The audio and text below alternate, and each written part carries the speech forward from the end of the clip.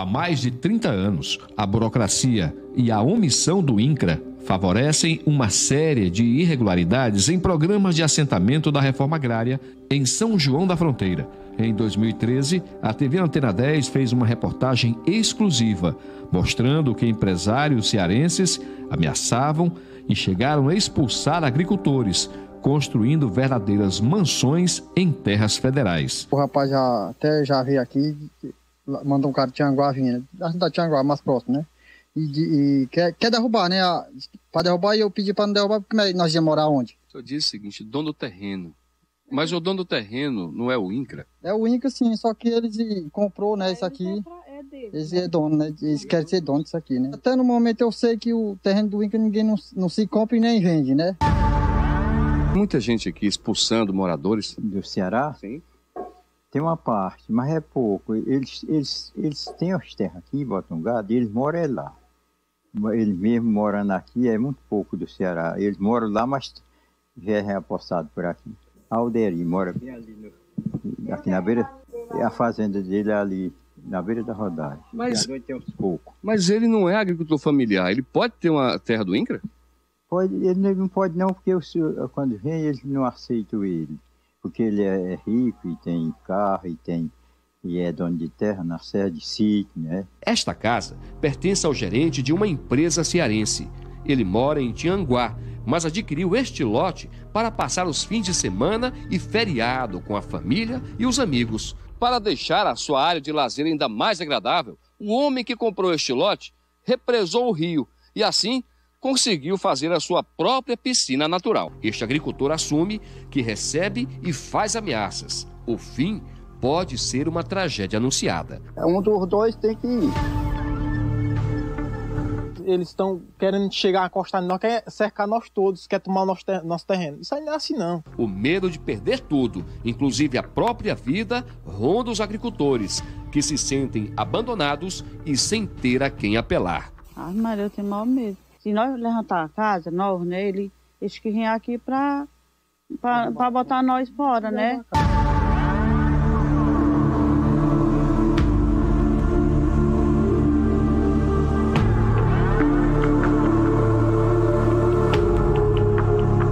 Em outubro deste ano, voltamos ao assentamento.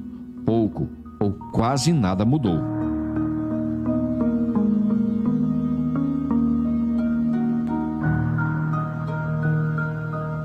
Seis anos depois daquela primeira reportagem, nós retornamos ao sítio Jacaré, da dona Lúcia. Tem aqui o que foi que aconteceu durante esse período. Uma coisa a gente já pode afirmar: o inverno foi bom e a ponte aqui foi levada. Mas e quanto aos colonos, continuam sendo ameaçados pelos cearenses para que eles deixem a terra? São respostas que nós vamos buscar a partir de agora.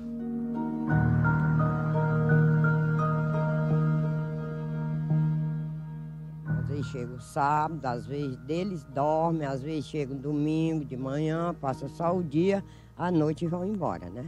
É só final de semana. As casas aí é trancada. Não são agricultores, não. Aqui onde eu moro, não. Nós fizemos aquela reportagem há 6 anos atrás, né?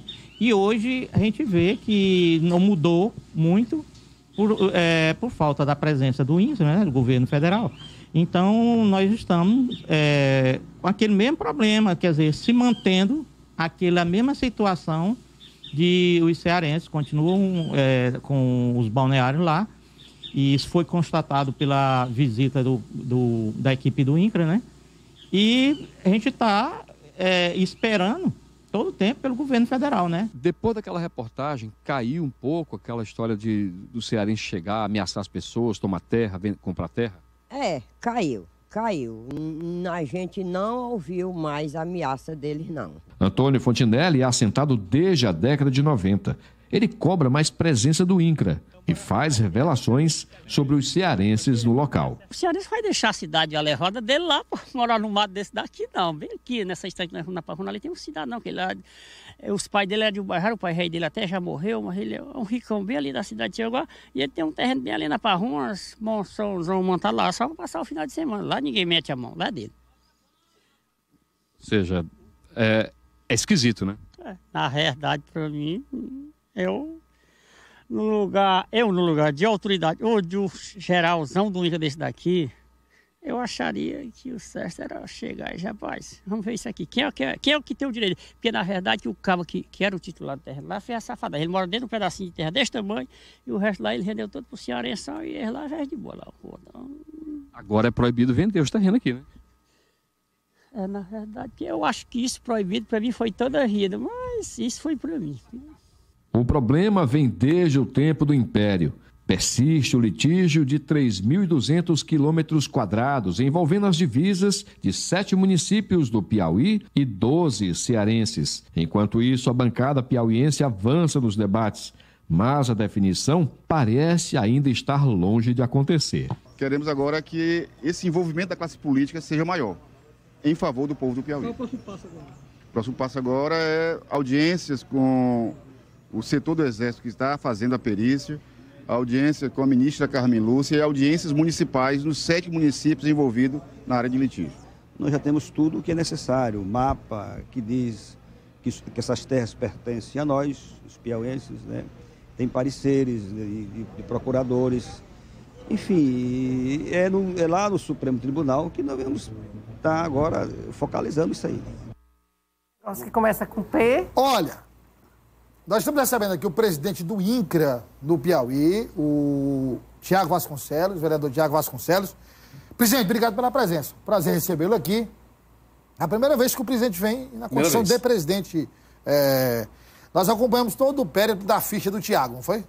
Assinatura, nomeação, até efetivamente... só assume. Até assumir. A torcida aqui foi grande. Presidente, o senhor viu a reportagem que o Wesley fez há 6 anos, o senhor viu a reportagem agora, mas as casas, né, Wesley, continuam lá e áreas que poderiam estar sendo usadas para a agricultura familiar estão sendo usadas por estas pessoas, que inclusive com piscinas naturais, que represaram a água até de forma ilegal, ameaças, diminuiu mais depois que o Wesley foi lá, fez a reportagem, eram mais amedrontados, mas o temor continua. Como é que o INCRA tem avaliado essa situação e de que forma tem agido para evitar que isso aconteça? E mais, expulsar aqueles que de forma ilegal assumiram a posse da terra. Boa tarde a todos que estão nos assistindo aqui no Bancada Piauí, a você, Douglas, ao Pedro, a Samanta e ao Wesley. Boa tarde. A primeira, só para a gente não confundir um pouco as coisas, porque no final apareceu essa questão das áreas em litígio entre o Estado do Piauí e o Estado do Ceará. Dizer que essa questão ela não é de responsabilidade do INCRA. Não está, essa questão do litígio entre os estados não tem a responsabilidade do INCRA, não é nossa jurisdição tratar essa questão. Essa é uma responsabilidade da Assembleia Legislativa. Eles tomam como base o levantamento feito pelo INTERP e também pelo IBGE, só esclarecendo. Em relação a essa questão, primeiro parabenizar a Antena 10 por ter feito essa reportagem, né? E aí a gente tem essa informação, desde que eu fui convidado, de que realmente depois da presença da equipe da Antena 10 lá, a coisa estancou. Mas explicar direitinho como é que funciona. Essa área lá que compreende 3 PAs, que é o PA Data Veados, que ele falou, Data Boqueirão, e o PA lá chamado PA Batalha. Era uma área que foi do Proterra Funterra. Isso é um programa criado pelo governo federal em meados de 1971 e oficializado no estado do Piauí entre 1979 e 1984. O Proterra Funterra, ele é diferente do trabalho do INCRA. O Proterra Funterra, a ideia do Proterra Funterra era um projeto especial de distribuição ou redistribuição de terras. Era dar terra a quem precisa, sem essa assistência que o INCRA dá até titular. Era só dar terra. Entrega a terra, entregava a terra e acabou. Então, eles receberam, a maioria dos moradores que lá estão, nessa área de São João da Fronteira, eles foram contemplados pelo Proterra Funterra. Chegou, com o avançar dos anos, eles passaram a buscar serem atendidos e assistidos pelo INCRA. A informação que nós temos é que no estado do Piauí, essas áreas contempladas pelo Proterra Funterra, algumas delas foram reconhecidas à época da gestão do Acileno, como superintendente do INCRA, e outras à época do padre Ladislau. Então foram umas um período e outras outro período. O que acontece? A partir do instante que é contemplado pelo INCRA, aí sim o INCRA tem essa responsabilidade de fazer um trabalho de supervisão ocupacional para ver a situação de cada um daqueles assentados e contemplar com os programas de créditos que o INCRA desenvolve.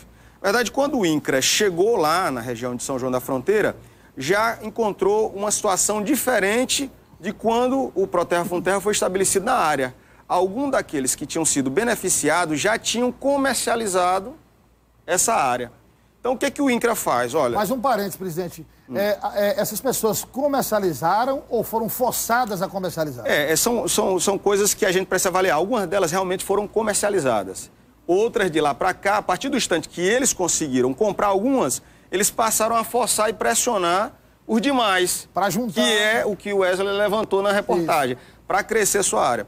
Mas aí o INCRA, quando chegou, o INCRA não reconheceu esses que compraram de quem estava contemplado. Então o INCRA, peraí, disse, olha, quem foi que foi contemplado pelo Funterra, Funterra? Está aqui, a gente tinha 30 famílias, essas 10 aqui que compraram eu não reconheço. Essas 20 eu reconheço. Então, Porque as terras não podem ser vendidas? Não podiam ser vendidas. Ou tem prazo? Não podiam ser vendidas. Eu abri um parênteses. Essas terras, elas só podem ser comercializadas após 10 anos elas serem efetivamente tituladas, terem a titulação definitiva. Então, é um prazo que se tem. Eles não tinham essa titulação definitiva. Isso ainda não tinha sido cumprido. Então, a gente sabe que a ideia da reforma agrária é fazer com que haja uma função social à terra, contemplando quem tem necessidade, os agricultores familiares transformarem a sua realidade através, exatamente, da exploração da terra, com o plantio de várias culturas, com a criação e por aí vai. Então, quando o INCRA chega lá, vou assumir a responsabilidade sobre essa área de São João da Fronteira. Ela encontra 10 que vamos chamar de poceiros, pessoas que não tinham realmente esse direito. Eles compraram de alguém e o INCRA reconhece esses 20. Só que nesse trabalho que foi feito, o INCRA tinha, a partir de então, a autoridade de tirar esses 10. Esse trabalho, inicialmente, não foi feito. A quem estava com a responsabilidade lá do INCRA à época. Descobriram que tinham 10 que não tinham direito, mas não tiraram, afastaram esses 10 de lá. Então, hoje, a situação que a gente se encontra, ela foi piorando. Alguns assentamentos desse Proterra Funterra, eles foram contemplados com crédito. Não é o caso de São João da Fronteira. São João da Fronteira não foi atendido por créditos, esses créditos que são concedidos pelo INCRA. Lá foi só terra mesmo? Só foi a terra. Faz o que agora, presidente? Aí eu vou chegar na resposta que a Samanta está querendo. Mesmo o INCRA reconhecendo, como ele não concedeu os créditos, o que é que a gente pode fazer, Wesley, Samanta, Pedro, Douglas, para resolver? A regularização fundiária. O INCRA agora, ele não vai, inclusive nós estamos convocando aqui, por conta dessa manifestação da Antena 10 da bancada, nós estamos convocando uma reunião amanhã, a partir das 10 horas, com todos os chefes de divisão do INCRA e a Procuradoria, inclusive, se vocês quiserem, pode ir lá depois para saber o resultado da reunião. Nós vamos criar um grupo de trabalho para a regularização dessas áreas de São João da Fronteira. Então, nós não vamos contemplar eles com os créditos. Aí a titularização mesmo. Exatamente. Nós vamos dar o título definitivo para que essas pessoas realmente tenham a sua garantia, o seu direito. São pessoas que têm realmente direito. Quando o Proterra Funterra chegou, tinha famílias que já estavam lá. Bom, mas eu já parabenizo por essa atitude imediata do INCRA, mas ao mesmo tempo eu faço uma outra pergunta. Você está falando da titularização dessas pessoas que estão lá. Mas e esses cearenses que construíram essas mansões? Mas é isso que eu estou dizendo. A regularização fundiária ela é feita para quem tem direito. Então, esse grupo de trabalho é justamente para isso. Quem tem direito são esses. Esses vão receber os títulos. Os que não têm direito vão ser colocados para fora. Não interessa quantos anos eles tenham. Não interessa o que eles construíram na área. Tá claro que a aquisição foi ilegal. Ilegal. Nós temos a força da lei do nosso lado e o governo federal estabeleceu que nesses casos de irregularidade o INCRA conta com o apoio da Polícia Federal. Há 6 anos atrás eu ouvi então exatamente essa mesma história. Nós vamos acionar a Polícia Federal. 6 anos depois, nunca aconteceu. Dessa vez vai. Olha, nós estamos montando esse grupo de trabalho. Amanhã tem a reunião. Eu peço a vocês que estejam, inclusive, presentes lá ao final da reunião. Lógico, não durante a reunião, mas ao final da reunião. Nós vamos estabelecer isso agora. O sistema do INCRA é eletrônico. Nós criamos esse grupo de trabalho eletronicamente. Você pode acessar o SEI em qualquer computador que você tiver e vai ver o andamento desse processo. Nós vamos criar esse grupo de trabalho para ir lá à área, fazer esse levantamento de supervisão ocupacional. Quem tem direito vai participar dessa regularização fundiária. Será que lá não tem uma base política não por trás disso? Olha, eu não sei te dizer. Eu confesso a você que eu não tenho informação sobre isso. Mas também não tem nada a ver. Mas não tem absolutamente nada a ver. A questão é lei. Nós temos que tratar a questão no âmbito da lei. Presidente, e aí nós estamos falando, o Wesley falou daqueles que compraram de forma ilegal. não é? Comprar de forma legal. Eles vão ter que entregar as áreas. Se não entregarem, vão ser colocados para fora. Vão ser colocados para fora. Exatamente. As famílias que venderam, aí depende. Venderam de forma espontânea ou venderam de forma forçada? Quer dizer, a Polícia Federal vai abrir um inquérito, vai investigar? Como é que vai ser? Deixa eu lhe dizer como é que funciona essa questão. Independente de se foram forçados ou não, a questão é aqui. Quem comprou não tem direito. Então, quem comprou e não tem direito, ele vai sair de lá. O que vai acontecer? Vão ficar áreas disponíveis. Com esse trabalho, a gente faz a regularização fundiária de quem está lá.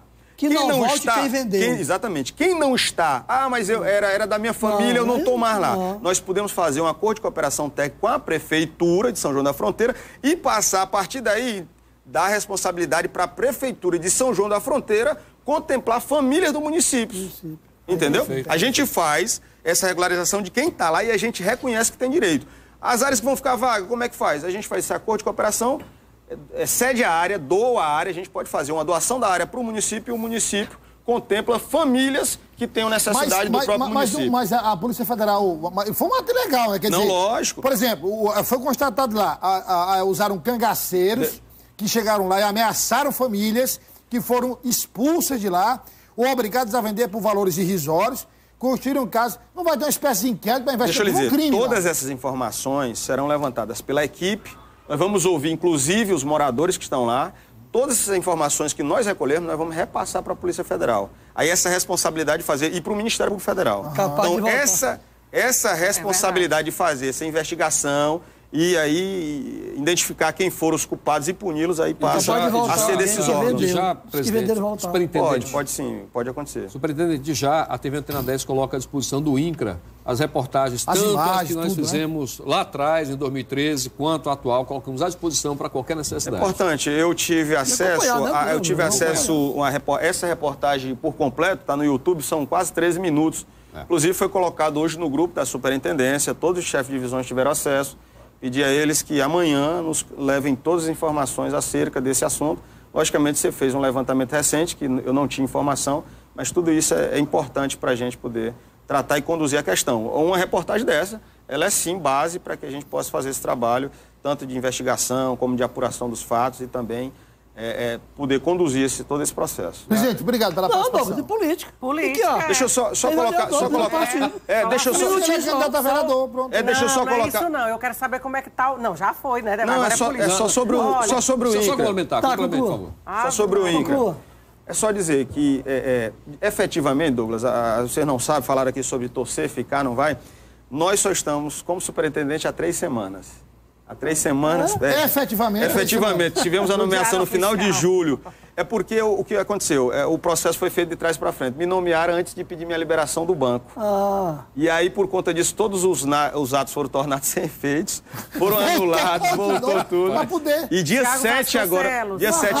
Então, de lá para cá, essas 3 semanas, eu quero dizer que tudo aquilo que o INCRA tinha planejado, nós começamos a executar. Liberamos já quase 2 milhões de créditos para cerca de 5 ou 6 municípios. E vamos fazer muito mais. Começamos a titulação definitiva de várias áreas. E depois a gente vai passar esses números aqui para vocês. Mas estamos avançando. Como é que está o clima dentro do PSD? Porque a gente acompanhou um verdadeiro duelo. Antônio José Lira, Cida, a história do teto. Como é que está? Contornou. E outra coisa, não sei se o Pedro quer fazer essa pergunta. O Douglas quer, que eu vi ele falando. Você é candidato a vereador ou é só boato? Não sou candidato. É certeza? Absoluta. Nada vai mudar isso? Absolutamente. Foi uma decisão pessoal e familiar. Se o senhor não é candidato a vereador, faz seu cabo eleitoral disputadíssimo. Mas e como é que está o clima lá? Na formação da O clima político em geral não é só do PSD, não. O clima político em geral de todos os partidos do Piauí é que nem nosso BR Obró, né? Vai ter uma chapa mesmo? Vai formar uma chapa? Vai ter uma chapa? Nós temos uma chapa com cerca de 30 pré-candidatos. Eu conversei com o deputado Georgiano hoje, são 36 candidatos. Está bem pertinho de fechar. A Cida fica? Olha, um bom partido não desagrega, um bom partido junta, né? Eu ouvi em bastidores também, não sei se é verdade, que o senhor, não sei agora, mas até algum tempinho atrás era cotado até ser para vice de alguém. Do alguém não, do Fábio Abreu. Nós não temos também essa disposição. Nós assumimos, deixa eu lhe dizer, nós assumimos um compromisso de gestão lá à frente do INCRA. Então, nem candidato a vereador, nem candidato a vice-prefeito. Só em 22. Aí o futuro pertence a Deus. O futuro pertence a Deus. Como que o ditado, você é sério com o Lourenço até 2022, você faz o... Mas enfim, eu conversei com o deputado Georgiano hoje, ele disse, primeiro, candidatura mantida, a prefeita Teresina. O partido está procurando lançar candidatos, Pedro, a prefeito no maior número de municípios possível. Hoje são 42 prefeitos filiados e a meta é fechar a janela com 50 prefeitos filiados. E, no mínimo, terminar a eleição com o mesmo número, 50 ou mais prefeitos, né? É assim, o partido vai ter candidatos em pelo menos 130 municípios. Eu tenho uma certeza absoluta, nós estamos fazendo parte desse processo de montagem, candidatos a prefeito. E o que a gente espera é que desses 130 nós elejamos aí pelo menos 60 prefeitos. Então, se a gente sair, se o PSD sair com 60, a partir de 50, nós seremos, na pior das hipóteses, a segunda maior força política do Estado. Progressistas e PSD. E sobre a pré-candidatura do deputado Georgiano, todas as pesquisas, inclusive as quantitativas, não só as qualitativas, em todas elas o deputado Georgiano é o primeiro ou segundo com menor rejeição. Você acredita que essas pesquisas elas são determinantes agora? Não, elas são cedo, mas um dado importante é o qualitativo. E no qualitativo, o deputado Georgiano sempre é o primeiro ou o segugo com menor rejeição. Então, se ele não tem rejeição... Quando a menor rejeição, é mais fácil trabalhar. É mais fácil trabalhar. A posse dele lá no INCRA, ele falou que até 3 semanas, né? É por isso que alguém dizia todo dia, ele não vai tomar posse. Ficou lá no lugar. Quem era que dizia, Pedro? O nome estava Fuxico. Não, mas sabe quem dizia? Sabe quem é. Presidente, obrigado. Prazer recebê-lo aqui. É um prazer.